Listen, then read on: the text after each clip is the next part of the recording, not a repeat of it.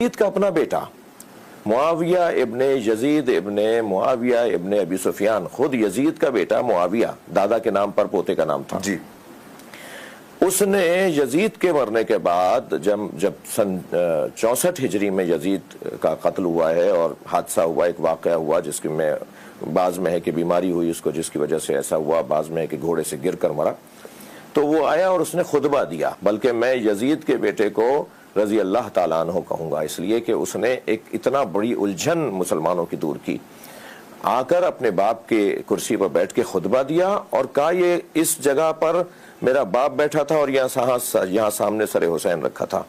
اس دربار میں اہل بیت کے خون کی بو آتی ہے، میں اس کرسی پر نہیں بیٹھوں گا جس کرسی پر بیٹھنے والے نے اہل بیت کو قتل کیا ہو، میں اپنے باپ کے قتل کی ذمہ داری اپنے اوپر نہیں لوں گا، میں اپنے باپ کے جرائم کی ذمہ داری اپنے اوپر نہیں لوں گا، اور یہ کہہ کر یزید کے بیٹے نے اپنے آپ کو حکومت سے علیحدہ کر دیا، ہاں، اور گوشہ نشینی، اور پھر وہ خطبہ ہے بڑا، یعنی سنی شیعہ نے اس خطبے کو لکھا ہے، علماء اہل سنت اسے پڑھتے ہیں، اور میں اس لیے نہیں علماء اہل سنت کی کتابوں کے حوالے دے رہا ہوں کہ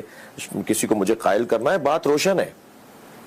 تو پہلی بات تو یہ کہ خود گھر والے خود اقرار کر رہا ہے کہ میں نے کیا کیا ہے، اور پھر آج کچھ مدت کے بعد تخت بھی خالی رہا کچھ مدت تک، پھر آل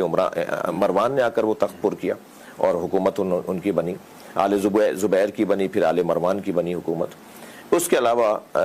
جو بات میں عرض کروں وہ یہ کہ اگر شہادت امام حسین یزید کا آخری جرم ہوتا نا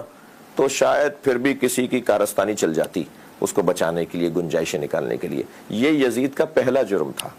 اچھا، پہلا جرم جی، اس کے بعد اس نے کعبے کو آگ لگائی ہے۔